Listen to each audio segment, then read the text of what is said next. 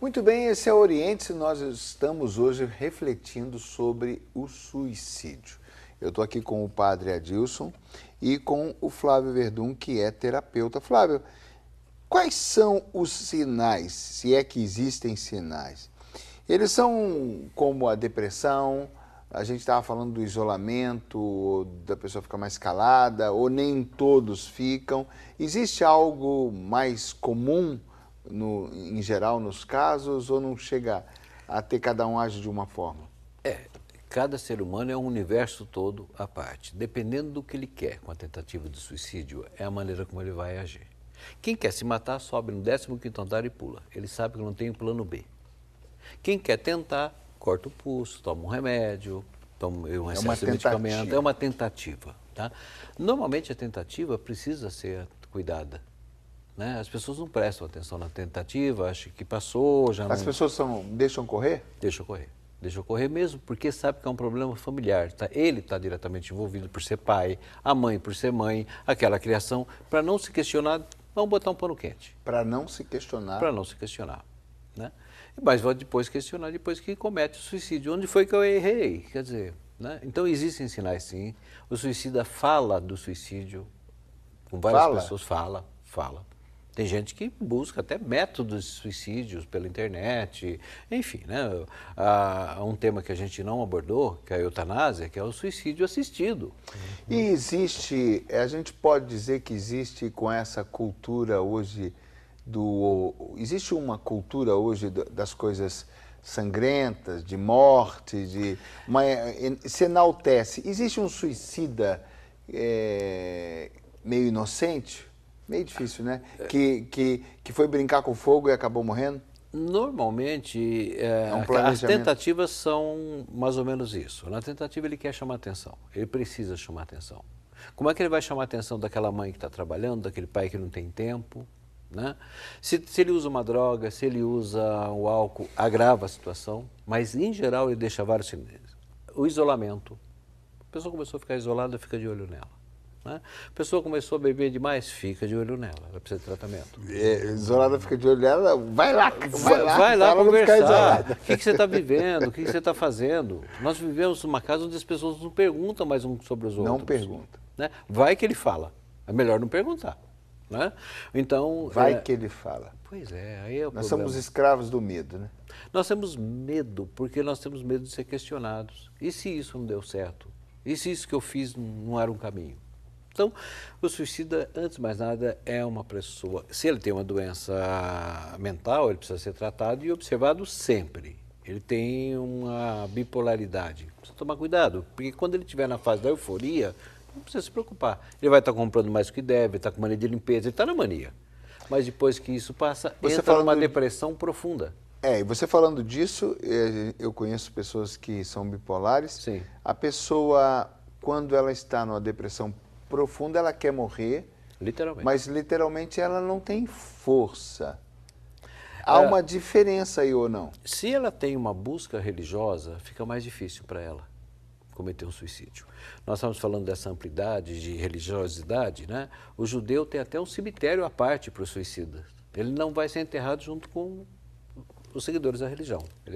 Ele é segregado. Né? Nenhuma religião fala bem do suicídio. Nenhuma. Né? Então isso deixa claro que não é um bom caminho, porque se tivesse alguma religião, pode ser essa, pode não ser aquela. Não, nenhuma religião.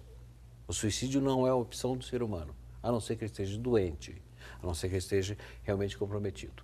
E normalmente comprometido com o mal. Ele assiste filmes... Quando você fala assim, dá a sensação que é aquele... Deixa eu falar da minha forma leiga, que é aquele carente mais carente que quer chamar tua atenção de uma maneira tão definitiva, tão marcante, que fosse inegável e que acaba cometendo um suicídio. Isso. Antes de mais nada, se todo leigo fosse igual a você, estava bom. Tá? Que é isso? Nós estamos falando com autoridade aqui. Né? Nós estamos dividindo conhecimento. Sim, mas é por aí. É por aí. Quando eu chamo a atenção, quando eu quero chamar a atenção, é porque eu não tive atenção. Ou quando eu nasci já tinha um irmão mais velho. E quando eu comecei a arranjar meu espaço, nasceu um irmão mais novo. Eu já me sinto vítima. Eu crio uma história onde eu me sinto vítima. Eu fui procurar emprego e não consegui.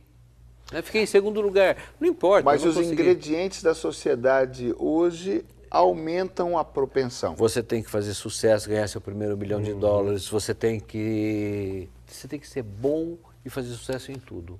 Você não tem que ser bom, você tem que ser extraordinário nessa sociedade hoje. Né? E quanto mais você consumir, melhor para o meio. Então não basta você ter um computador. Então a gente pode dizer que aumentou 30%. de uns anos para cá. Nos últimos, vem crescendo. Vem crescendo. A taxa de suicídio. Nos últimos 50 anos, 30%. Uau! Né? E assim, o tanto que o mundo vem se tornando mais exigente. Mais isolado. Mais isolado. Maior facilidade para uma bebida, para uma droga. Mais acesso. Mais acesso. Né? E menos valores morais, menos valores menos reais. Valores. Aí. Né? Não tem jeito, né? Tem um conjunto de ingredientes e ali sempre está a fé, né? Que não foi bem vivida, que não foi um momento que a pessoa de fato pudesse compartilhar e se sentir acolhida e conviver né? e gerar vida e receber vida, né, padre? Você sabe, Laércio, a experiência do cristianismo, dos primeiros cristãos lá, no Ato dos Apóstolos, o amor, a doação de um para o outro, que foi se construindo ao longo da história e por toda essa influência social, vai se perdendo também, embora a experiência de comunidade vive esse amor, vive o acolhimento, vive tudo isso, mas na questão da fé, a pessoa vive numa crise tremenda, porque num mundo totalmente, não sei se essa seria a expressão correta, mas o mundo sanguinário, né? Porque ele acha que é essa expressão mesmo, né? Que pode ser usado, que é um mundo que te suga, te exige. Você não é o melhor, você tem que ser o melhor. Quer ver? Você, deixa eu interromper, vou fazer uma comparação.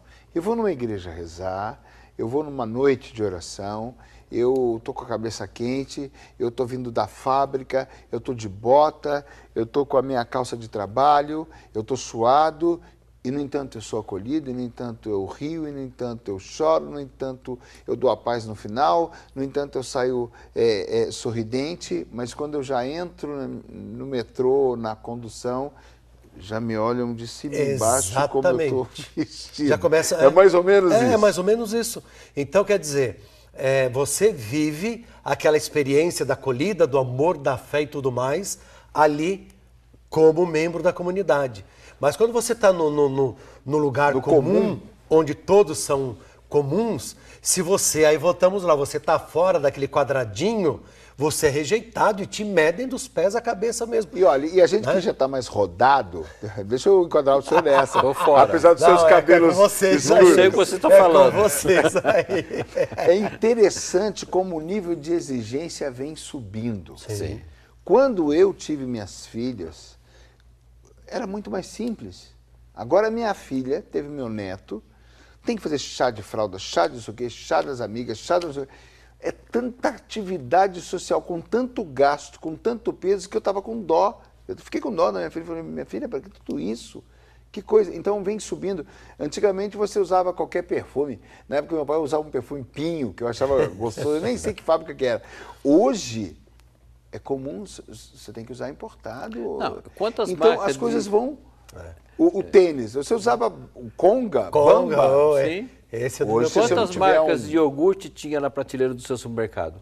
Hoje você entra no supermercado, vara de lado a lado, aquele monte de opções. E você tem que conhecer aquele que tem aquele que te emagrece, faz seu tecido funcionar, que é uma beleza, né? Então, assim, nós temos hoje vivendo um excesso de consumo, né?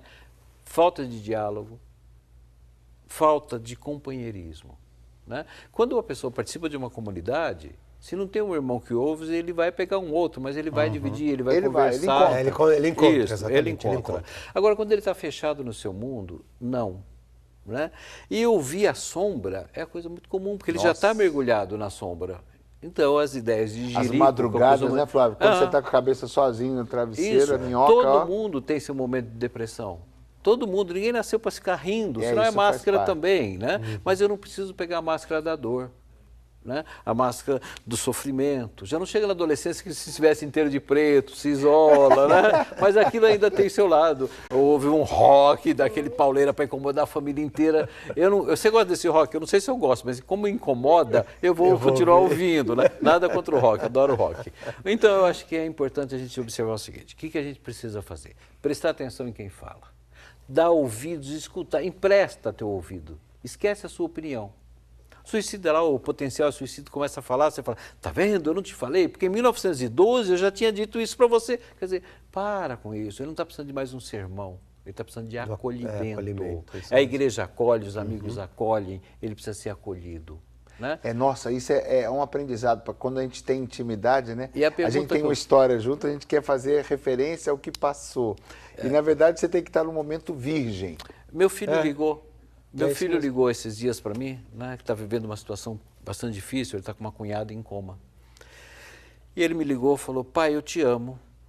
Eu falei, ô filho, que bom ouvir, eu também te amo, mas por quê? Ele falou, porque minha cunhada não pode falar. Ela precisou estar em coma, e eu percebi que se ela pudesse falar, diria que ama os filhos, que ama todo mundo, e está lá naquele estado. Eu não quero chegar no estado em que eu não posso. Deixa eu falar. Isso é bom. Eu falei, bom, então tá bom. Depois eu liguei novamente para resolver uma coisa com ele. Falei, filho, antes de mais nada, eu te amo. Agora vamos continuar. Quando você ama, como você demonstra? Esse é o grande barato. Não adianta você dar presente. O quanto você ama e o quanto você demonstra. Né? Dom Bosco dizia... Eu não tenho dinheiro para dar um presente. Hein, Flávio, Dom Bosco dizia, ele cuidava dos jovens, né? Então ele dizia, não importa, não é tão interessante que eles saibam que eu os amo, eles precisam sentir. Sim. A imagem que eu vejo de Dom Bosco é daqueles livros antigos, ainda ilustração preto e branco, que é Dom Bosco jogando bola com jovens, né? Aquelas gravuras clássicas que ficam na memória. Ele se fazia com ele estava junto. Né? Então o grande barato não é você do alto da sua paternidade falar para o teu filho, o que você está fazendo? Não, entra junto, conversa, compartilha daquele mundo. Filho, você está agoniado com o quê? Não foi bem tal matéria. E olha, dentro do que você falou, sim, existem graus de primeiro, existe uma necessidade comum de cada ser humano de ter...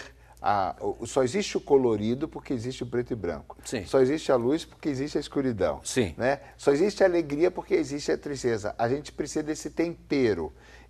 Várias vezes aqui no programa já se falou sobre isso, que existe uma necessidade do equilíbrio e que a gente passa pelos momentos de tristeza e isso é saudável. Sim. Né? Sim. Mas dentre essas questões do não amado, do abandonado. Você citou de uma maneira tão interessante que o filho do meio, né? Sim, o primeiro foi a revelação, o segundo já não é revelação, e quando ele começa a criar importância nessa terceira. Ele vira o filho sanduíche. Ele fica filho sanduíche. Então, todos nós temos um grau mais intenso ou menos intenso de carência, de ausência ou de tristeza, uma lacuna, uma depressão mais intensa. Nascemos com ela.